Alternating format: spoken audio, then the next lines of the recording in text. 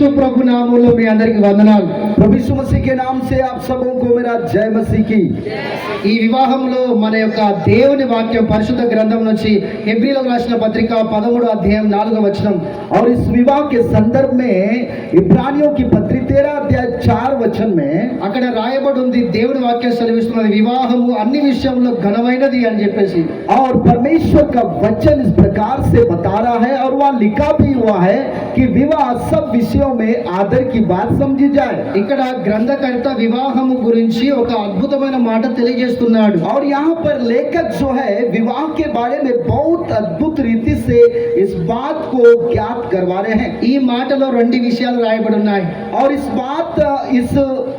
वचन में दो विषय लिखा हुआ है। ఒకటోదేమో వివాహము అన్ని విషయంలో ఘనమైనది అని చెప్తున్నాడు. पहली बात तो विवाह हर बात में आदर के योग्य समझी जाए ऐसा लिखा हुआ है। రెండోది అది ముడత అయినను మచ్చ అయినను లేకుండా పరిశుద్ధమునై ఉండవలను అని చెప్తున్నాడు. और दूसरा इस प्रकार से लिखा हुआ है कि कोई भी दाग धब्बा निष्कलंक के साथ रहते हुए पवित्रता के साथ रहने के लिए वहां पर लिखा हुआ है। ఎందుకు क्यों ఆయన ఎందుకు ఇలా రాస్తున్నాడు? क्यों यहाँ पर वो इस बात को लिख रहे हैं? ఎందుకు అంటే ఇది దేవుడు ఏర్పాటు చేసిన ఒక పవిత్రమైన కార్యం. देखिए इसीलिए कि वो परमेश्वर का नियुक्त किया हुआ पवित्र कार्य है। అంతేకాకుండా క్రీస్తునకు సంఘమునకు జరగబోవు గొర్రెపిల్ల వివాహానికి గుర్తు సాదృశ్యం. और यहाँ पर मसीह और कलीसिया में जो मेमना का विवाह का प्रतीक को दिखाई दे रहा है। అంతేకాకుండా इतना ही नहीं, ఈ యొక్క వివాహమును మనం ఎలా చూస్తాము అంటే ఆదికాండము 2వ అధ్యాయములో ఈ వివాహము దేవుని ద్వారా ప్రారంభించబడింది.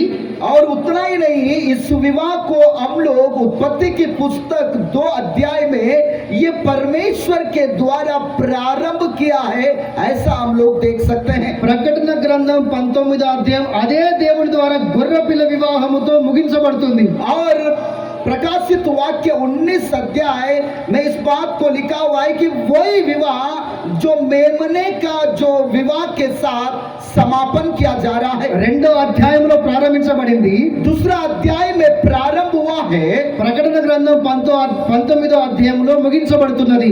और प्रकाशित वाक्य 19 अध्याय में समापन हो रहा है। మనం చదువుకున్న వాక్యంలో हम लोग जिस वचन को पढ़े हैं, ఆయన ఆ గ్రంథకర్త ఏమంటున్నాడు అంటే వివాహం అన్ని విషయంలో ఘనమైనది అంటున్నాడు. देखिए वो लेखक इस बात को बताना चाह रहे हैं कि विवाह सारे विषय में एक आदर के योग्य समझा जाए। ఎందుకు क्यों అది ఘనమైనదిగా ఎందుకు ఎంచబడుతున్నది? क्यों वो आदर के योग्य समझा जाए? వివాహము అనే మాటకు అర్థం ఏమిటి? विवाह कहने वाला शब्द का अर्थ क्या है? ప్రియులారా, దేవుని వాక్యం స్పష్టంగా తెలియజేస్తున్నది. मेरे प्रियो, परमेश्वर का वचन स्पष्ट रीति से बतला रहा है। వివాహం అంటే ఇరువురి యొక్క నమ్మకాలు. देखिए विवाह का मतलब दोनों का विश्वास योग्यता, అంతేకాకుండా ఇరువురి యొక్క ఒప్పందాలు, और दोनों का समझौता, అంతేకాకుండా ఇరువురి యొక్క ప్రమాణాలు, और उतना ही नहीं दोनों का प्रतिज्ञाएं, ఇరువురి యొక్క కలయిక, రెండు మనసుల యొక్క కలయిక, और दोनों दिलों का मिलन को दिखा रहा है। దీన్నే వివాహానికి డెఫినేషన్ గా లేదా అర్థంగా మనం చూస్తున్నాం. और इसी को विवाह का अर्थ के रूप में हम लोग देख रहे हैं। ఈ వివాహంలో రెండు గ్రామాలు, రెండు కుటుంబాలు, రెండు మనసులు ఒకటి అవుతున్నాయి. और इस विवाह में दो गांव और दो परिवार, दोनों का दिल एक हो रहा है। పరిశుద్ధమైన గ్రంథం తెలియజేస్తున్నది. पवित्र शास्त्र इस बात को बता रहा है। ఇర్మియా గ్రంథం 29వ అధ్యాయం 6వ వచనంలో इर्मिया की पुस्तक 29 अध्याय का 6 वचन में అక్కడ దేవుడు తన ప్రవక్త ద్వారా ఇజ్రాయెల్ ప్రజలకు తెలియజేస్తున్నాడు. वहां पर परमेश्वर उनके भविष्यवक्ता के द्वारा इस्राएलियों को इस बात को ज्ञात करा रहे हैं। వయసు వచ్చిన స్త్రీలకు, వయసు వచ్చిన పురుషులకు వివాహాలు చేయండి. जो जवान लड़की और लड़कों को जो सियाने हो गए हैं उनका विवाह करने के लिए बता रहा है। పురుషులకు, స్త్రీలకు, వయసు వచ్చిన వారికి వివాహాలు చేయండి అని చెప్తున్నాడు. और जो लड़का लड़की सियाने हो गए हैं उनका विवाह करने के लिए बता रहा है। బైబిల్లో 3 రకాలుగా వివాహాలు జరిపించారు. बाइबल में 3 प्रकार से विवाह हुआ है లేకపోతే 3 రకాలుగా వివాహాలు జరిగాయి. और नहीं तो 3 प्रकार से विवाह का संपन्न हुआ है। దాంట్లో మొదటిది ఏంటిది అంటే पहला क्या है कहने से దేవుడు చేసిన వివాహము. परमेश्वर का किया हुआ विवाह ఆదికాండం 2వ అధ్యాయంలో రాయబడి ఉంది. उत्पत्ति की पुस्तक 2 अध्याय में जिक्र किया गया है। దేవుడు ఆదాం అవలని ఇద్దరిని జతపరిచి వారిని ఆశీర్వదించాడు. ఇది దేవుడు చేసిన వివాహము. और देखिए वहां पर परमेश्वर आदम और हव्वा को दोनों को एक करके विवाह करके उनको आशीर्वाद दिया है। वो परमेश्वर का किया हुआ विवाह है। రెండోది दूसरा తల్లిదండ్రులు చేసిన వివాహము. माता पिता के द्वारा किया हुआ विवाह, ఇస్సాకు మరియు రిబ్కా వివాహము. इशाक और रिबका का विवाह के बारे में देख सकते हैं। ఆదికాండం 24వ అధ్యాయంలో రాయబడి ఉంది. उत्पत्ति की पुस्तक 24 अध्याय में लिखा हुआ है। ఇది తల్లిదండ్రులు చేసిన వివాహము. ये माता पिता का किया हुआ विवाह है। మూడో వివాహము तीसरा विवाह जो है బంధువులు చేసిన వివాహము. रिश्तेदारों के द्वारा किया गया विवाह है। యాకోబు రాహేలు మధ్యలో జరిగిన వివాహము బంధువులు చేసిన వివాహం. याकूब और राहेल के बीच में जो विवाह है उनको रिश्तेदारों ने किया है। ఆదికాండం 29వ అధ్యాయము उत्पत्ति की पुस्तक 29 अध्याय 18వ వచనం కాడి నుంచి 30 వచనాలు. 18 वचन से 30 वचन तक हम पढ़ सकते हैं। వీరి యొక్క వివాహము బంధువులు చేసిన వివాహం. और इनका जो विवाह है रिश्तेदारों के द्वारा किया गया विवाह है। ఇలా బైబిల్లో 3 రకాలుగా చూస్తున్నాం.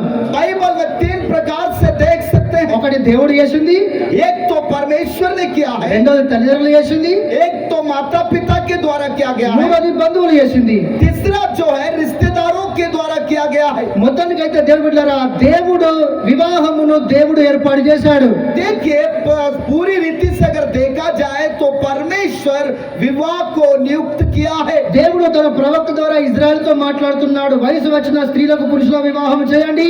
देखिए परमेश्वर जो इजरायलियों से अपने भविष्यवक्ता के द्वारा बात कर रहे हैं कि जो लड़का लड़की सियाने हो गए हैं उनका विवाह करिए। దేవుడు ఎందుకు ఈ వివాహాన్ని ఏర్పాటు చేశాడు? क्यों परमेश्वर इस विवाह का आयोजन या नियुक्त किया है? దీని వెనుక దేవుని యొక్క ఉద్దేశం ఏమిటి? इसके पीछे परमेश्वर का उद्देश्य क्या है? ఆదికాండం 1వ అధ్యాయం 28వ వచనం రాయబడి ఉంది. उत्पत्ति की पुस्तक 1 अध्याय 28 वचन में लिखा हुआ है, సంతానము కొరకు దేవుడు ఏర్పాటు చేశాడు. संतान के लिए परमेश्वर ने विवाह को नियुक्त किया है। రెండోది दूसरा దేవుడు ఎందుకు వివాహాన్ని ఏర్పాటు చేశాడు అంటే परमेश्वर विवाह को क्यों वहां पर नियुक्त किए कहने से ప్రసంగి గ్రంథము 4వ అధ్యాయము शबद देशक 4 अध्याय 8వ వచనము కాడ నుంచి 9 వచనాలు చదివితే 8-9 वचन तक अगर हम पढ़ेंगे तो అక్కడ ఒంటరిగా ఉండడం మంచిది కాదు అని రాయబడి ఉంది. वहां पर लिखा है कि अकेला रहना अच्छा नहीं है అతనితో మరి ఒకరు జతగా ఉండాలి అని వాక్యం సెలవిస్తున్నది. और उनके साथ एक संगनी रहना जरूरी है कह के वचन बता रहा है। ఎందుకంటే ఒకరు ఇంకొకరికి సహాయం చేసుకోవడానికి, क्योंकि एक दूसरे को सहायता करने के लिए ఒకరు పడిపోయినా కూడా ఇంకొకరు లేపడానికి, अगर कोई गिर जाता है तो उसको उठाने के लिए సహాయం కొరకు దేవుడిలారా దేవుడు వివాహాన్ని ఏర్పాటు చేశాడు. सहायक बनने के लिए मेरे प्रियो परमेश्वर ने विवाह का आयोजन किया है। మూడోది तीसरा ప్రసంగి 9వ అధ్యాయం 9వ వచనము सबोपदेशक 9 अध्याय 9 वचन సంతోషము కొరకు దేవుడు వివాహాన్ని ఏర్పాటు చేశాడు. विवाह जो है संतुष्टि के लिए परमेश्वर ने आयोजन किया है, नियुक्त किया है। నాలుగోది चौथा पॉइंट మొదటి కొరింథీయులకు రాసిన పత్రిక 7వ అధ్యాయం 2వ వచనంలో पहला कुरिन्थियों की पत्री 7 अध्याय 2 वचन में అక్కడ రాయబడింది జారత్వము జరగకుండా నిమిత్తము వివాహము చేయాలి అని చెప్పేసి. वहां पर लिखा है कि व्यभिचार से बचे रहने के लिए विवाह करना जरूरी है कह के लिखा है। ఐదోది पांचवा पॉइंट మలాకి గ్రంథం 2వ అధ్యాయం 15వ వచనము. मलाकी की पुस्तक 2 अध्याय 15 वचन में అక్కడ దేవుడు తన ఉద్దేశాలను నెరవేర్చడానికి దేవుడు ఈ వివాహాన్ని ఏర్పాటు చేశాడు. परमेश्वर अपने उद्देश्यों को पूरा करने के लिए विवाह का आयोजन किया है। ఆరోది छठवां पॉइंट పుట్టిన స్త్రీ పురుషులు తమ యవ్వన జీవితంలో పడిపోకుండా తమ జీవితాన్ని నాశనం చేసుకోకుండా ఒక క్రమబద్ధంలో నడవడానికి దేవుడు ఏర్పాటు చేశాడు ఈ వివాహాన్ని.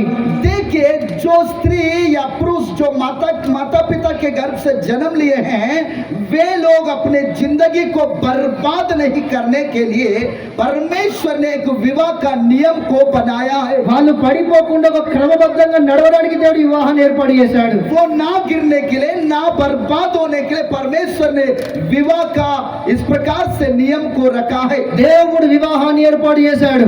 परमेश्वर ने विवाह का जो नियम है इसको बनाया है। దేవుడు వివాహాన్ని ఘనపరిచాడు. देखिए, परमेश्वर विवाह को आदर योग्य समझा है। దేవుడు ఒక వివాహంలో పాల్గొన్నాడు. देखिए, परमेश्वर जो है एक विवाह में भाग भी लिए है। యోహాను సువార్త 2వ అధ్యాయం 1 నుంచి 11 వచనాలు రాయబడింది. యోహాను రచిత समाचार 2 अध्याय 1 से 11 वचन तक लिखा हुआ है। దేవుడు ఆ వివాహానికి వెళ్ళి ఆ వివాహంలో ఉన్న కొరతను తీర్చి తన మహిమను కనపరుచుకున్నట్టుగా రాయబడింది. देखिए, वहां पर प्रभु यीशु मसीह वहां पर उस विवाह में भाग लेकर के वहां उस विवाह में जो भी कमी घटी था वहां पर वो पूरा किए हैं, ऐसा लिखा हुआ है। అదే దేవుడు ఈ వివాహంలో ఉన్న నూతన వధూవరులను బంధువర్గం అంతని ఆశీర్వదించును గాక. और वही प्रभु यीशु मसीह इस विवाह में आए हुए जो रिश्तेदार लोग हैं, वधू वर है, सारे लोगों को आशीर्वाद देने पाए। ఆమేన్. హల్లెలూయా. हालेलुया। హల్లెలూయా. హల్లెలూయా. అంతేకాకుండా అదే దేవుడు గొర్రె పిల్ల వివాహము గురించి కూడా ప్రకటించాడు. वही परमेश्वर जो है मेमना के विवाह के बारे में भी बताया है। దేవుని బిడ్డలారా, దేవుడు నేల మట్టితోని ఈ లోకంలో ఏమి లేనప్పుడు నేల మట్టితోని నరును నిర్మించి ఆయన తన పక్కటెముక నుంచి స్త్రీని చేసినట్టు వారిని ఆశీర్వదించినట్టుగా దేవుని వాక్యం సెలవిస్తున్నది. देखिए, प्रभु परमेश्वर जो है वह पृथ्वी का मट्टी को लेकर के मनुष्य को बनाया और उसका पसली को निकाल करके नारी को बनाया। इस बात को वचन बता रहा है। వారిద్దరిని దేవుడు ఆశీర్వదించినట్టుగా వాక్యం సెలవిస్తున్నది. और उन दोनों को परमेश्वर ने आशीर्वाद दिया है, इस प्रकार से बता रहा है। వీరు ఏక శరీరమై ఉంటారు అని దేవుని వాక్యం సెలవిస్తున్నది. और ये वो लोग एक तन होंगे कह के परमेश्वर का वचन बता रहा है। మనిషిని నిర్మించింది దేవుడు. मनुष्य का निर्माण किया हुआ परमेश्वर है। అయితే ఈ వివాహాన్ని ఏర్పాటు చేయక ముందు और इस विवाह को नियुक्त करने से पहले దేవుడు మనిషిని కూడా చేయక ముందు वो मनुष्य को भी परमेश्वर बनाने से पहले సృష్టిని అంతటిని దేవుడు సృష్టించాడు. पूरे सृष्टि को परमेश्वर ने रचना किया है। మనిషికి కావాల్సిన అన్నిటిని కూడా దేవుడు చేశాడు. और मनुष्य को जो जो जरूरत था सब कुछ परमेश्वर ने रचा है। ఆ తర్వాత ఆదామును చేశాడు. उसके पश्चात परमेश्वर ने आदम को बनाया है। ఆయన ఏదైనా తోటలో ఉన్నప్పుడు और वो जब एदन का वाटिका में था ప్రతి జీవ జంతువులన్నిటికీ పేరు పెట్టింది ఆదామే. और सारे जीव जंतुओं का नामकरण जो है आदम ने किया है। ఉదాహరణకి उदाहरण के लिए సింహానికి సింహము అని పేరు పెట్టింది ఆదామే. सिंह का नाम सिंह रखा वाला है आदम है। కుక్కకు కుక్క అని పేరు పెట్టింది కూడా ఆదామే. कुत्ता को कुत्ता का नामकरण किया हुआ आदमी है। అదే విధంగా కోతికి కోతి అని పేరు పెట్టింది కూడా ఆదామే. बंदर का नामकरण किया हुआ भी आदमी है। అలా అన్నిటికీ పేరు పెట్టింది ఆదామే. सांप का नाम रखा वाला भी आदमी है। ఆయన ఆ తోట అంతట్లో భూమి అంతలో చూస్తే ప్రతి జీవి కూడా రెండు రెండుగా ఉన్నాయి. और वहां पर उस बगीचा में अगर देखा जाए तो हर एक जीव जंतु दो दो के रूप में देख सकते हैं। ఈయన ఒక్కడే ఒంటరిగా ఉన్నాడు. लेकिन ये एक ही व्यक्ति है जो अकेला है। ప్రతి రోజు దేవుడు వచ్చి మాట్లాడేది ఆదాముతోని. और प्रतिदिन परमेश्वर आकर के आदम से बात करते थे। కానీ ఏ రోజు కూడా लेकिन किसी भी दिन దేవా ये परमेश्वर అన్నిటినీ రెండు రెండు చేశావు, परमेश्वर आपने सब जीव जंतुओं को जोड़ी जोड़ी बनाया, నన్నెందుకు ఒక్కడిగా చేశావు, मुझे क्यों अकेला बनाया है, నాకు పిల్ల కావాలి मेरे को लड़की चाहिए, అని అడగలే. वो कभी नहीं पूछे। అని ఆదాము అడగలే. ऐसा आदम कभी नहीं पूछा। దేవుడే ఆదామును చూసి परमेश्वर ही आदम को देख करके నా కుమారుడు ఒంటరిగా ఉన్నాడు, ओ मेरा बेटा अकेला है, అతనికి వయసు వచ్చింది, उसका उम्र हो गया है, అతనికి వివాహం చేయాలి उसको विवाह करना है। అని దేవుడే చింతించాడట. परमेश्वर ही चिंता क्या है कहते हैं। అక్కడ ఆ కుమారుడు చింతించలేదు కానీ దేవుడే ఆ కుమారుని గురించి చింతించాడట. बेटा तो चिंता नहीं किया, लेकिन परमेश्वरी बेटा के बारे में चिंता किया। ఆదికాండం 24వ అధ్యాయంలో उत्पत्ति की पुस्तक 24 अध्याय में మనందరికీ అబ్రహాం తాత తెలుసు. हम सब लोगों को अब्राहम दादा मालूम है। అబ్రహాం కొడుకు ఇస్సాకు. अब्राहम का बेटा इसहाक 40 సంవత్సరాల వయసు వచ్చింది. 40 वर्ष का आयु आया। ఏ రోజు కూడా తల్లి దగ్గరికి పోయి తండ్రి నాకు పిల్ల కావాలని అడగలే. कभी भी माँ पिताजी के पास जाकर के पापा मेरे को लड़की चाहिए कह के कभी नहीं पूछा, అడగలేదు. नहीं पूछा। బైబిల్లో రాసి లేదు, बाइबल में लिखा हुआ भी नहीं है, చరిత్రలో కూడా లేదు, इतिहास में भी नहीं है। బైబిల్ సెలవిస్తున్నది बाइबल बता रहा है తండ్రి ఆలోచించాడట. पिता ने विचार बनाया है, అయ్యో నా కొడుకు వయసు వచ్చింది, मेरा बेटा का उम्र हो गया है, నా కొడుకు వివాహం చేయాలి. मेरा बेटा को विवाह करना है। ఎవరిని చేయాలి? किसके साथ शादी करना है, ఎక్కడి పిల్లతో వివాహం చేయాలి? कौन लड़की के साथ शादी करना है। నా కొడుకు పిల్లని ఎవరు తీసుకుని వస్తారు? ओ मेरा बेटा के लिए लड़की कौन लेके నా आएगा। బిడ్డకు ఏ పిల్ల అయితే మంచిగుంటది ओ मेरा बेटा के लिए कौन लड़की अच्छी रहेगी। అని చింత చేశాడట అబ్రహాము. अब्राहम ऐसा विचार बनाया, सोचा बोलते हैं। హల్లెలూయా. हालेलुया। కానీ ఈ రోజులలో వయసు రాకముందే 18-15 సంవత్సరాల ఒక్క పిల్ల ఒక్క పోరడు ఒక్క జాగలు ఆగుతున్నాడు. देखिए इन दिनों में 17-18 वर्ष उम्र आता ही नहीं है, एक लड़का लड़की एक जगह रुक रहे नहीं है। దేవుడు మాట్లాడుతున్నాడు, నీవు చింతించాల్సిన అవసరం లేదు. నీ కొరకు నీ తల్లిదండ్రులు నీ సేవకులు చింతిస్తారు, అంతకన్నా ఎక్కువ జీవం గల దేవుడు నీ కొరకు చింతిస్తున్నాడు. परमेश्वर बता रहा है कि तू चिंता करने का जरूरत नहीं है, तेरे लिए तेरे माता पिता चिंता करेंगे, तेरे लिए तेरे दास और दासी चिंता करेंगे, उससे बढ़ करके परमेश्वर तुम्हारे लिए चिंता करेगा। హల్లెలూయా. చెప్పండి కానీ హల్లెలూయా. దేవుడు అంటున్నాడు నువ్వు ఏ విషయంలో కూడా చింతించవద్దు. परमेश्वर बोल रहा है तू किसी भी विषय में चिंता मत करना, ఎందుకంటే నేను నీ గురించి చింతిస్తున్నాను. क्योंकि मैं तेरे लिए चिंता कर रहा हूँ। చాలా మంది తల్లిదండ్రుల మీద లోబడకుండా, సేవకులకు లోబడకుండా, దేవుని మీద ఆధారపడకుండా సొంత ఇష్టాలు సొంత కోరికలతో తమ జీవితాన్ని నాశనం చేసుకుంటున్నారు. देखिए बहुत से लोग माँ बाप के ऊपर आधारित नहीं होते हैं, उनके सेवकों के ऊपर आधारित नहीं होते हैं, स्वयं के विचारों से वो लोग अपने जिंदगी को बर्बाद कर रहे हैं। అలాంటి వాళ్ళే ఒక రోజు ఒక స్త్రీ పురుషుని ఒక వివాహం జరిగింది. ऐसे ही लोगों का एक बार ऐसा हुआ है कि विवाह हुआ है स्त्री और पुरुष का। పెళ్లి అయిన తర్వాత शादी होने के पश्चात వాళ్ళ రెండు కుటుంబాలు వాళ్ళు ఈ ఇద్దరిని కూడా ఒక రూమ్ లో పంపించారు. और दो परिवार के लोग मिल करके वो दोनों को विवाह हुए वो लोगों को और एक रूम में भेज दिए ఇక మంచం మీద కూర్చొని और काट में बैठ करके ఇక అడుక్కుంటాను ఇద్దరు ఒకళ్ళొకళ్ళు. पति पत्नी एक दूसरे से वार्तालाप कर रहे हैं। అజీ हाँ जी, నాలో ఏం చూసి నువ్వు ఇష్టపడ్డావని అడుగుతున్నాను. अब ये क्या हो रहा है ఆ, ఆ. अभी क्या हो रहा है, दोनों का विवाह हुआ है, एक रूम में गए हैं, दोनों काट में बैठे हैं। భర్త భార్యని అడుగుతాను, पति जो है पत्नी को पूछ रहा है ये जी मुझ में क्या देख करके पसंद किए हो। అప్పుడు ఆ పిల్ల ఏమంటున్నది అంటే वो लड़की क्या बोल रही है मालूम, दुल्हन, నీ ఫోటో నా దగ్గర నిన్ను చూసినప్పుడు నీ హెయిర్ స్టైల్ నాకు మస్తు నచ్చింది, నువ్వు ఒక్కసారి సెట్ కింద ఉండి గిట్ల గిట్ల అంటే నా ప్రాణం అంతా లివ్వను అన్నాడు. जब मैं आपका फोटो देखी पसंद भी की, लेकिन एक बार एक झाड़ के नीचे रह के आपका बाल को ऐसा ऐसा स्टाइल मार रहे थे, उस समय मेरा जान धक धक लगा।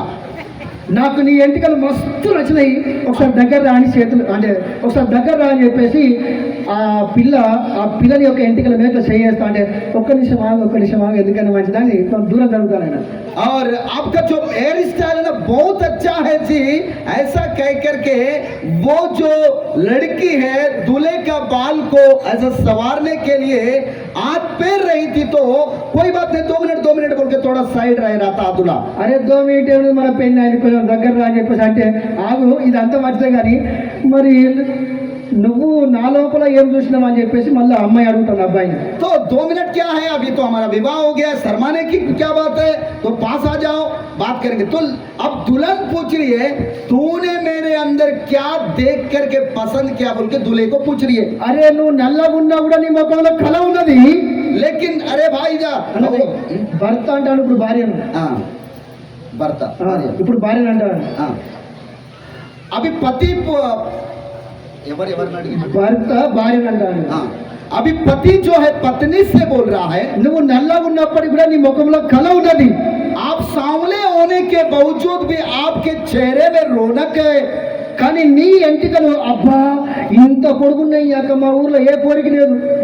आपका जो बाल है ना वो जो है बहुत लंबा है, हमारे गांव में कोई भी लड़की का बाल उतना लंबा नहीं है। నీ ఎంటికలు చూసే నేను ఫ్లాట్ అయిపోయినా.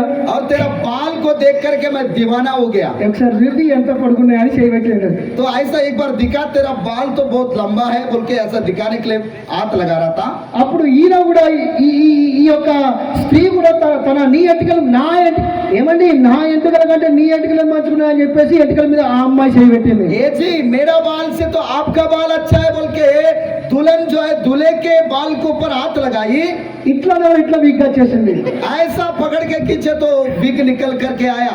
అమ్మో మోసం, ये बहुत धोखा हो गया, అయ్యో మోసం, बहुत धोखा हो गया। మమ్మీ मम्मी పప్పా पापा మోసం జరిగిపోయింది. धोखा हो गया।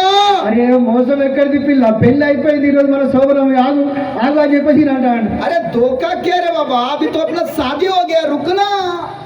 నేను ఆగా, मैं रुकूंगी, నేను పోతాను मैं जाऊंगी बोल के निकल जा रही है। ఆమె ఓంగి అరే ఆగు అని చెప్పి ఆయన చేతిలో ఎంటికలు పడితే ఆమె వీకు కూడా వచ్చేసింది. वो जल्दबाजी में क्या कर रही थी, निकल के जा रही थी तो रोकने के चक्कर में हाथ नहीं मिला तो बाल पकड़ा, तो बाल के साथ उसका जो विग है ना नकली बाल वो भी निकल के आ गया। ఆమె కూడా ఎంటికలు లేవు, उसको भी बाल सही नहीं है। ఇప్పుడు ఇద్దరు కూడా మోసం అంటే మోసం అంటారు. अभी वो बोल रही है धोखा, अभी ये बोल रहा है धोखा। నువ్వు నన్ను మోసం చేసినావు అంటే నువ్వు నన్ను మోసం చేసినావు. अरे तू मुझको धोखा दिया है बोलने से तू मुझको धोखा दिया, ऐसा चल रहा ఇక है। నువ్వు నాకు అద్దు, तू मुझको नहीं चाहिए, నువ్వు మోసం చేసావు. तूने मुझे धोखा दिया है। అమ్మా ఎక్కడున్నావు, అయ్యా ఎక్కడున్నావు, पप्पा कहाँ हो, मम्मी कहाँ है। వీళ్ళిద్దరు కూడా తల్లిదండ్రుల దగ్గరికి వెళ్ళారు. ये दोनों माता पिता के पास चले गए, అక్కడ నుంచి సేవకుల దగ్గరికి వెళ్ళారు. वहां से सेवकों के पास चले गए। అప్పుడు ఇలాంటి మంచి సేవకులు ఏమన్నారు అంటే, अब ऐसे अच्छे सेवक लोगों ने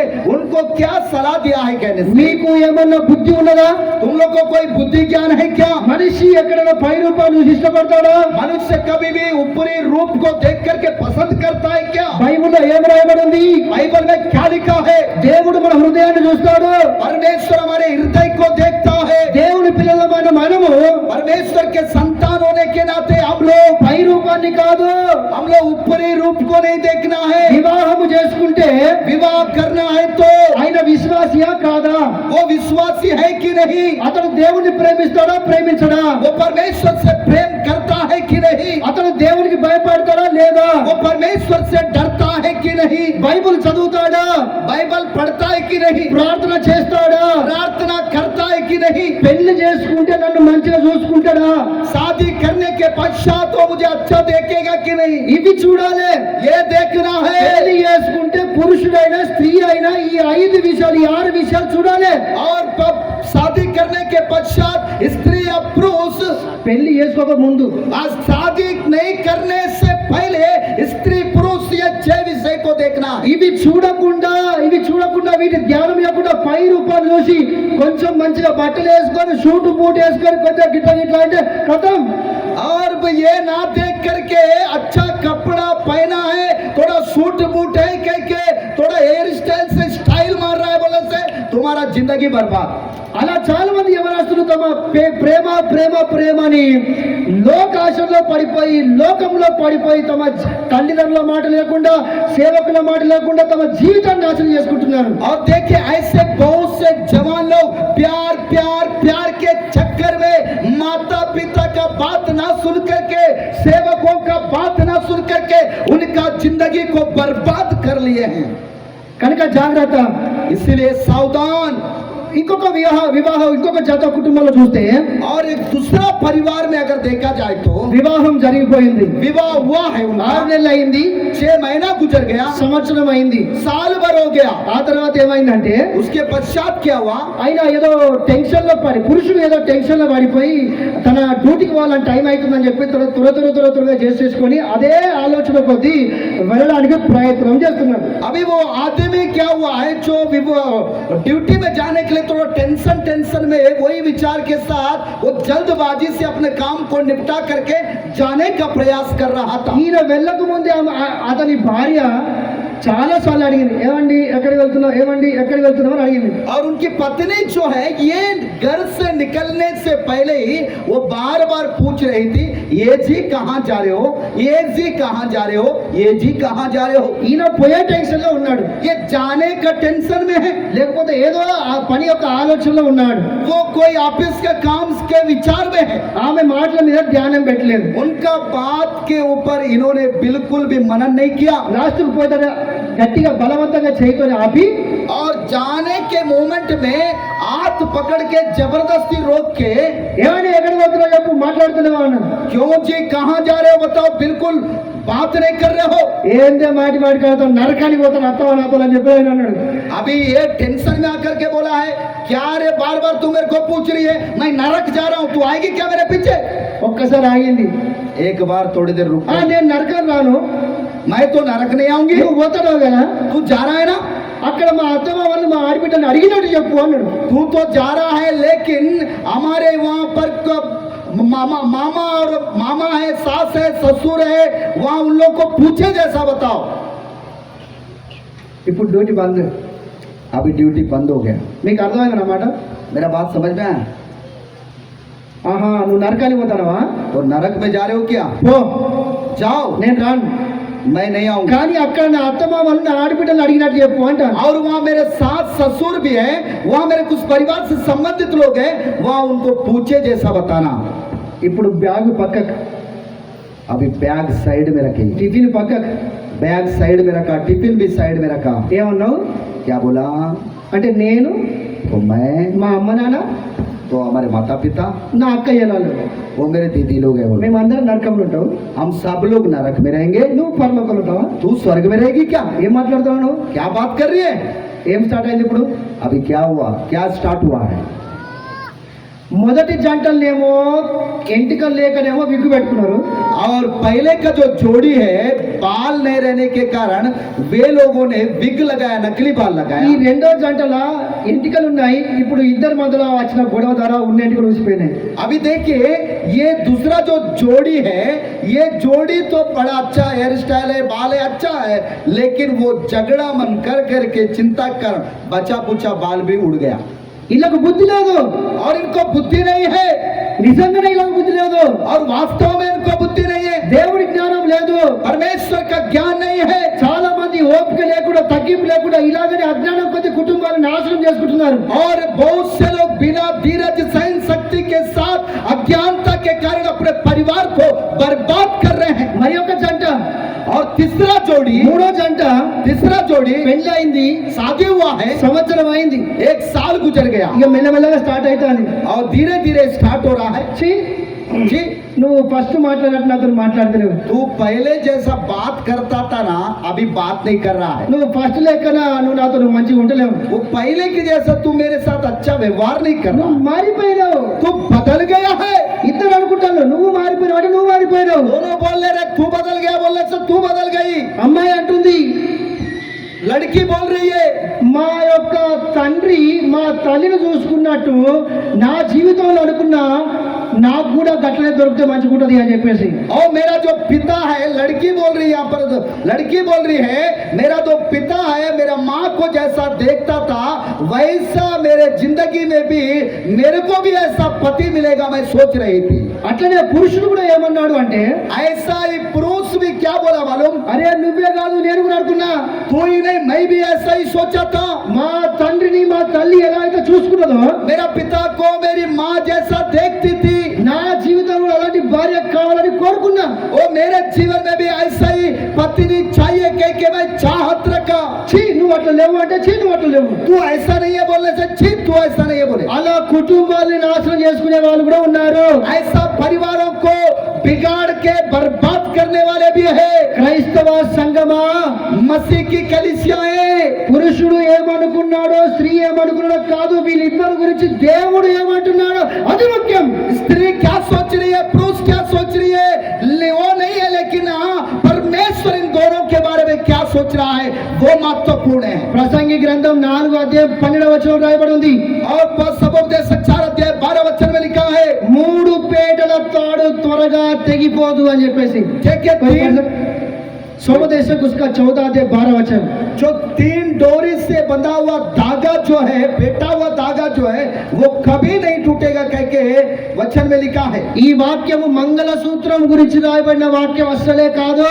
ये वचन जो है मंगल सूत्र पहनाते समय पढ़ने वाला या लिखा वाला वचन नहीं है. ఇది ఎందుకు రాయబడి ఉంది అంటే ये किसी लिए लिखा हुआ है कहने से, ఇది ముగ్గురు వ్యక్తుల ఉద్దేశించి రాయబడి ఉంది. ये 3 व्यक्तियों का उद्देश्य को लेकर के लिखा हुआ. ఒకటి భార్య, एक तो पत्नी, రెండోది భర్త, दूसरा पति, మూడోది దేవుని వాక్యము. तीसरा जो है परमेश्वर का वचन, లేదా దేవుడు. नहीं तो परमेश्वर. ఈ భార్య భర్తల మధ్యలో దేవుడి వాక్యం ఉంటే వాళ్ళ జీవితం ఎప్పుడు కూడా తెగిపోదు అని అక్కడ గ్రంథకర్త ఆ ఉద్దేశంతో రాసిండు ఆ మాట. देखिए ये पति पत्नी के बीच परमेश्वर या परमेश्वर का वचन रहेगा, ये दोनों का बंधन कभी नहीं टूटेगा कह के उस वचन को लिखा वाला सबोपदेशक को लिखा हुआ लेखक लिखा है. కనుక భార్య భర్తల మధ్యలో ఉండవలసింది ఏంటిది అంటే వాక్యం. पति पत्नी के बीच में क्या रहना है, वचन रहना है. వేరే థర్డ్ పర్సన్ ఉండకూడదు. कोई तीसरा व्यक्ति का इन्वॉल्वमेंट नहीं रहना है. చాలా మంది వివాహం తర్వాత వేరే వాళ్ళు చెప్పిన మాటలని కొన్నిసార్లు కుటుంబంలో ఆడపిల్ల మరి చెడ్డగా ప్రవర్తిస్తుంది, కొన్నిసార్లు మగ పురుషుడు చెడ్డగా ప్రవర్తిస్తాడు, అలా కుటుంబాన్ని నాశనం చేసుకుంటారు. देखिए विवाह के पश्चात तीसरा व्यक्ति जो बताता है वो उसके कारण कभी कभी जो स्त्री भी उसका जिंदगी को बर्बाद कर लेती है, कभी कभी पुरुष भी तीसरा व्यक्ति बताने के कारण अपना जिंदगी को बर्बाद करता है. కనుక వారిద్దరి మధ్యలో ఎవరు ఉండకూడదు. उन दोनों के बीच में कोई नहीं रहना है. దేవుని వాక్యం మాత్రమే ఉండాలి. परमेश्वर का वचन ही रहना है. వాక్యానికి ప్రతి ఒక్కరు లోబడాలి. परमेश्वर के वचन के लिए सब लोग अधीन होना है. సంఘములో దేవుని వాక్యం ఉండాలి. कलीसिया में परमेश्वर का वचन रहना है. కుటుంబాల్లో దేవుని వాక్యం ఉండాలి. परिवार में परमेश्वर का वचन रहना है. భార్య భర్తల మధ్య దేవుని వాక్యం ఉండాలి. ओ पति पत्नी के बीच में परमेश्वर का वचन रहना है. వారి జీవితాలు ఎప్పుడు కూడా తెగిపోవు. उनका जीवन कभी भी नहीं टूटेगा. హల్లెలూయా, हालेलुया. చెప్పండి గట్టి హల్లెలూయా, जोर से बोलिए हालेलुया. హల్లెలూయా. हालेलुया. కనుక దేవుని బిడ్డలారా ఈ మాటల మీద చాలా జాగ్రత్తగా ధ్యానించాలి. देखिए इन बातों के ऊपर हम लोग सावधानी के साथ ध्यान मनन करना है. వివాహం అయిన తర్వాత विवाह होने के पश्चात వివాహం చేసుకునే వీరైనా विवाह कर लेने वाले ये लोग भी क्यों ना हो, లేకపోతే వివాహము జరిగిపోయిన మనమైనా विवाहित हम लोग भी क्यों ना हो, లేదా ఇక్కడ వివాహము చేసుకోబోయే స్త్రీ పురుషులైనా और यहाँ पर विवाह करने के लिए भविष्य में स्त्री पुरुष भी क्यों ना हो, లేకపోతే క్రీస్తుతో అంటుకట్టబ రేపు క్రీస్తుతో జతపరచబడబో సంఘమైన और मसीह के साथ बने रहने वाला कलीसिया भी क्यों ना हो. ఉండవలసిన కొన్ని విషయాలు నేను పటాపట్ చెప్తాను. रहने वाले कुछ महत्वपूर्ण बातें मैं जल्दी बता के समाप्त करूंगा. ఈ 6 విషయాలు ఉంటే ये 6 पॉइंट अगर रहेगा तो వాళ్ళు ఎక్కడ ఉన్నా కూడా దేవుని కొరకు సాక్షిగా బలంగా ఉంటారు. और वे लोग जहां भी रहेंगे तो परमेश्वर के लिए गवाह बन के रहेंगे. అందులో మొట్టమొదటిది ఏంటిది అంటే इसमें पहला पॉइंट क्या है कहने से, ప్రేమ. प्रेम. ఎఫెసీయుల రాసిన పత్రిక 5:25 రాయబడింది. एफेसियों की पत्री 5:25 में लिखा है, క్రీస్తు ఎలా అయితే సంఘాన్ని ప్రేమించాడో అలా పురుషుడు తన భార్యను ప్రేమించాలని వాక్యం సెలవిస్తున్నది. मसीह जैसे कलीसिया को प्रेम किया है वैसे ही पुरुष उनकी पत्नी से प्रेम करने के लिए वचन बता रहा है. స్వార్థం లేని ప్రేమ, बिना स्वार्थ का प्रेम, దోషము లేని ప్రేమ, बिना दोष का प्रेम. క్రీస్తు సంఘాన్ని ప్రేమించినట్టుగా मसीह कलीसिया को जैसा प्यार किया, ఎలా ప్రేమించాడు క్రీస్తు సంఘాన్ని? मसीह कलीसिया को कैसा प्रेम किया है. ఆదాము చేసిన పాపం మనుషులందరిలో ఉన్నది జన్మ పాపము. आदम जो पाप किया है मनुष्यों में सारे लोगों में जन्म से ही पाप है। భూమి మీద ఉన్న ప్రతి ఒక్కరు పాపులే, पृथ्वी में रहने वाले हर एक लोग पापी है। అందరూ పాపములోనే ఉన్నారు. बहुत से लोग पाप में ही है। ఆ పాప వాక్యం సెలవిస్తున్నది, వారి పాపముల చేత వారి అపరాధముల చేత వాళ్ళు చచ్చిన స్థితిలో ఉంటే, देखिए वचन बता रहा है कि उनके पाप और अपराधों के कारण मरे हुए अवस्था में है। అనేకులు నరకానికి వాళ్ళు వెళుతుంటే, और बहुत से लोग नरक जा रहे हैं। इसीलिए దేవుడు లోకాన్ని ప్రేమించాడు. इसलिए परमेश्वर ने संसार को प्रेम किया है తన ఏకైక పుత్రుని ఈ లోకానికి పంపించాడు. और उन्होंने अपने इकलौते पुत्र को इस पृथ्वी पे भेजा है। పాపమును బట్టి మనిషిలో అంధకారం వచ్చింది. पाप के कारण मनुष्यों में अंधकार आया है। పాపమును బట్టి మనిషి దేవునికి దూరం అయిపోయాడు. पाप के कारण मनुष्य परमेश्वर से दूर हुआ है। పాపమును బట్టి మనిషి దేవుని స్వభావాన్ని పోగొట్టుకున్నాడు. पाप के कारण मनुष्य परमेश्वर का स्वभाव को खोया है। మీరు చూడండి, మనుషులు ఎక్కడ కూడా మంచితనం లేదు. देखिए इन दिनों में देखिए मनुष्यों में कहीं भी अच्छाई दिखाई नहीं देता है। మనిషి పడిపోయాడు. मनुष्य गिर चुका है। పడిపోయిన ఆ మనిషిని తిరిగి లేపడానికి దేవుడే మనిషి లెక్కన ఈ లోకానికి వచ్చాడు. देखिए गिरा हुआ मनुष्य को पुनः उठाने के लिए परमेश्वरी मनुष्य का रूप को धारण करके इस जगत में आए ఆయన సత్యాన్ని ఈ లోకంలో ప్రకటించాడు. और उनका सत्य को यहाँ पर प्रचार किए संसार में। అందరి కొరకు తన రక్తమంతా ధారపోశాడు. उन सारे लोगों के लिए अपने लहू को बहाया है। ఆయన అందరి కొరకు కులము, మతము, దేశ, భాష ఎలాంటి భేదం లేకుండా అందరి కొరకు నా యేసయ్య అందరి కొరకు శిలువలో అందరి కొరకు రక్తం కాచి అందరి కొరకు ఆయన మరణించాడు. సమాధి చేయబడి మూడో దినం తిరిగి లేచాడు. देखिए सारे जात पात और कोई भी भेदभाव पक्षपात ना रखते हुए सबके लिए लहू को बहाया है। मारे गए, गाड़े गए, वो तीसरे दिन फिर जी उठे हैं। ఆయన అందరికీ దేవుడు నా యేసయ్య. वो सबके लिए परमेश्वर है यीशु। ఆయన చేసిన కార్యం ద్వారా సంఘం పుట్టింది. और उनका क्या हुआ कार्य के द्वारा कलीसिया का उत्पन्न हुआ है। ఆ సంఘం కొరకు తన ప్రాణాన్ని పెట్టాడు. और उस कलीसिया के लिए उन्होंने अपना प्राण को दिया है। కనుక పురుషుడు స్త్రీని ఎంత ప్రేమించాలంటే అంత ప్రేమించాలట. इसीलिए पुरुष स्त्री को कितना प्रेम करना है कहने से उतना प्रेम करना है। మీ అందరికి తెలుసా, अब सब लोग को मालूम है ఆదాము అవ్వ ఏదెని తోటలో ఉండే. आदम और हव्वा एदेन की बगीचा में थे। ఇప్పుడు పాము వచ్చింది, సాతాను పాము రూపంలో వచ్చాడు. शैतान जो है सांप के रूप में आया। లేనిపోని మాటలు చెప్పి ఫలము తినమని చెప్పాడు. वो कई प्रकार के बातों को बताकर फल को खाने के लिए भड़काया। అవ్వ తిన్నది, हव्वा ने खाया है, ఆదాము దగ్గరికి తీసుకొని వెళ్ళింది. आदम के पास भी लेके गई है। ఇప్పుడు ఫలము తింటే సత్తురు అని తెలుసు కదా. फल खाने से मर जाएंगे उनको मालूम है, लेकिन ఇప్పుడు అవ్వ తిన్నది ఆత్మీయ జీవితంలో చచ్చింది. और हव्वा का ये आत्मिक जीवन में बर्बाद हो गई। ఇప్పుడు ఈయనకు తిన్నాడు వచ్చు. మరి फिर ये क्यों खाया, ఈయనకు తిన్నాడు, ये क्यों खाया बताइए, आदम क्यों खाया। అవ తిన్నది, वो खाई है, ఆజ్ఞ అతిక్రమించింది, आज्ञा का उल्लंघन की है, ఆత్మీయతలో చచ్చిపోయింది. आत्मिकता में मर गई है। ఇప్పుడు ఆమె తప్పు చేసింది. उन्होंने अभी गलत किया है। మరి నేను కూడా తప్పు చేయదు కదా मैं भी गलत नहीं करना है ना। అని ఆదాము తినకుండా ఉండాలి కదా. आदम बिना खाए रह सकता है ना। మరి ఎందుకు తిన్నాడు? क्यों खाया, ఎందుకు తిన్నాడు? क्यों खाया। ప్రేమ. प्रेम, భార్య అంటే ప్రేమ. पत्नी कहने से प्रेम। సావులో కూడా నేను నీకు తోడుగా ఉంటా. मरने के दौरान भी मैं तेरे साथ खड़ा रहूंगा। అందుకు ఆదాము కూడా తిన్నాడు పండు. इसलिए आदम भी उस फल को खाया। హల్లెలూయా, हालेलुया, హల్లెలూయా. हालेलुया। కానీ ఆదాములో మనం అవిధేయత చూస్తాము.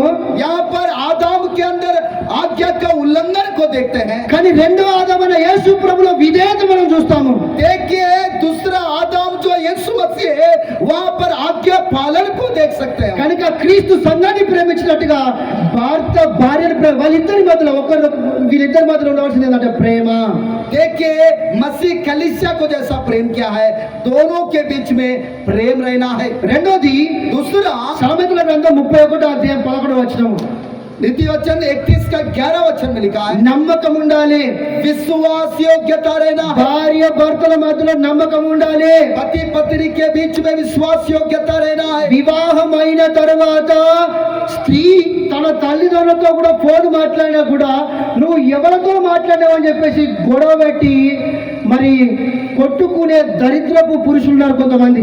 और यहाँ पर देखिए स्त्री अगर शादी होने के पश्चात उनके माता पिता के साथ अगर फोन में कर रही है तो वो डाउट करके संदेह करके मारने वाले पति लोग भी है कुछ लोग। అంతేకాదు భర్త కూడా తన తల్లిదండ్రులు కావచ్చు, తన పెద్దలతో కావచ్చు, ఫోన్ మాట్లాడినప్పుడు నువ్వు ఎవరితో మాట్లాడమని చెప్పే డౌట్ పడే స్త్రీలు కూడా ఉన్నారు. देखिए पति भी हो सकता है उनसे बड़े लोगों से या माता पिता से या कोई व्यक्तिगत रूप से वो बात कर रहे हैं, तो ऐसा बात करने के दौरान शक करने वाले स्त्री लोग भी है समाज. ఇది పెద్ద దయ్యం.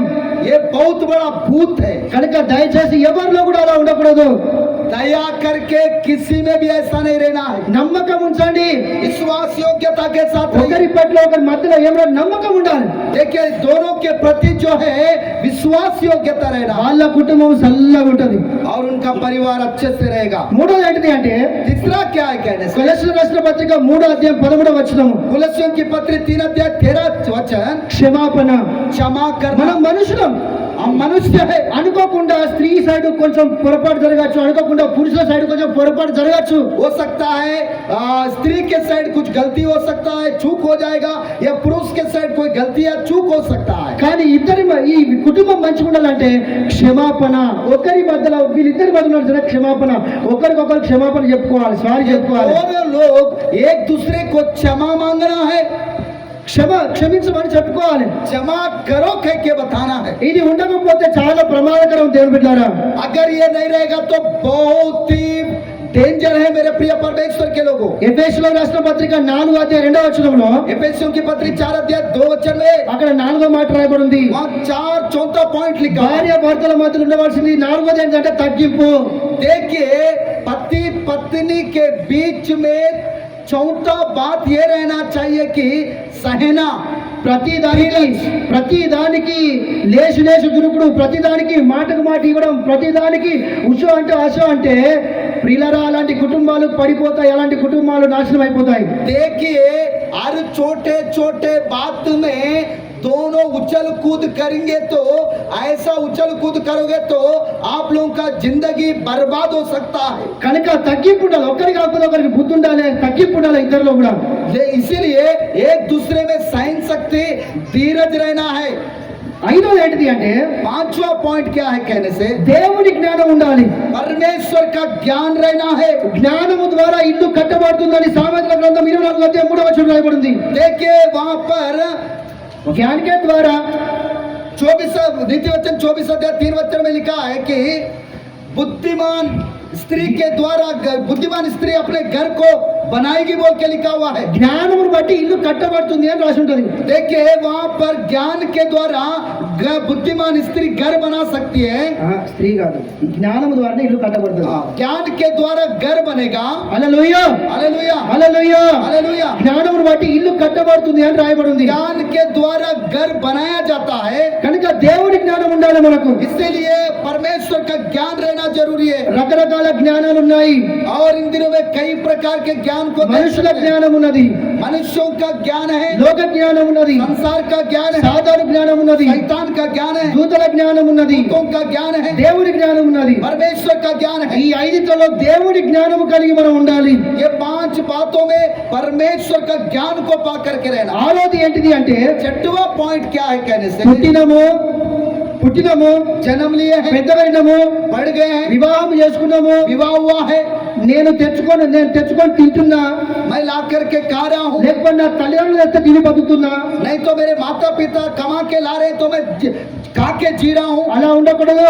ऐसा नहीं रहना है. స్త్రీకి పురుషుడికి భార్య భర్తలకు భవిష్యత్తును గురించిన చింత ఉండాలి. देखिए स्त्री पुरुष जो पति पत्नी है भविष्य को लेकर के चिंता करना है. తల్లిదండ్రుల మీద కాదు, माता पिता के ऊपर डिपेंड नहीं रहना ఇప్పుడు है. మేమిద్దరం ఏం చేయాలి, हम दोनों क्या करना है, మేము ఏం చేస్తే మేము ఆశీర్వదించబడతాం, हम लोग क्या करने से आशीर्वादित होंगे, మేము ఏం చేస్తే మా తల్లిదండ్రులకు ఆశీర్వాదకరంగా ఉంటాం, हम लोग क्या करने से हमारे माता पिता के आशीर्वादित रहेंगे. మేము ఏం చేస్తే సంఘానికి ఆశీర్వాదకరంగా ఉంటాము. देखिए हम लोग क्या करने से कलीसिया के लिए आशीर्वादित रहेंगे. అలా భవిష్యత్తును గురించిన చింత సంఘానికి, భార్య భర్తలకు, నూతన వధువులకు ప్రతి ఒక్కరికి ఉండాలి. देखिए ऐसा भविष्य का चिंता कलीसिया के लिए और यहाँ पर नया वधू वर्ग के लिए भी रहना जरूरी है. హల్లెలూయా. हालेलुया. ఈ 6 విషయాలు ఉంటాయి. ये 6 पॉइंट रहेगा तो వాళ్ళు సియోను కొండ వలె ఉంటారు. वो सिय्योन पर्वत के समान रहे। సంఘములో ఉండాలి ఈ 6 విషయాలు, कलीसिया में रहना 6 बातें, కుటుంబాల్లో ఉండాలి ఈ 6 విషయాలు, परिवार में रहना 6 बातें, భార్య భర్తలో ఉండాలి ఈ 6 విషయాలు. पति पत्नी में रहना 6 बातें, వాళ్ళు ఎప్పుడు కూడా కదలరుగా, और वो कभी भी डगमगाएंगे नहीं। వాళ్ళు సియోను కొండ దగ్గర బలంగా ఉంటారు. वो सिय्योन पर्वत के समान मजबूत ఈ रहेंगे। 6 విషయాలు ఉండాలి. ये 6 पॉइंट, ఒకటోది ప్రేమ, एक तो प्यार, రెండోది నమ్మకము, एक प्रेम, दूसरा विश्वास योग्य, మూడోది క్షమాపణ, तीसरा क्षमा, నాలుగోది తగ్గింపు, तीसरा सहन शक्ति, ఐదోది దైవికమైన జ్ఞానము, और पांचवा जो दैविक ज्ञान, ఆరోది భవిష్యత్తును గురించిన చింత. और छठवा जो है भविष्य के बारे में चिंता ఈ करना। 6 ఉంటే ఎక్కడ ఉన్నా అక్కడ వాళ్ళు ఆశీర్వదించబడతారు. ये 6 बातें आपके जीवन में रहेगा, जहां भी रहोगे आप आशीर्वादित रहोगे। దేవుడు మిమ్మల్ని అందరిని ఆశీర్వదించును గాక. परमेश्वर आप सब लोगों को आशीर्वाद दे ले। ఆమేన్. आमीन। థాంక్యూ.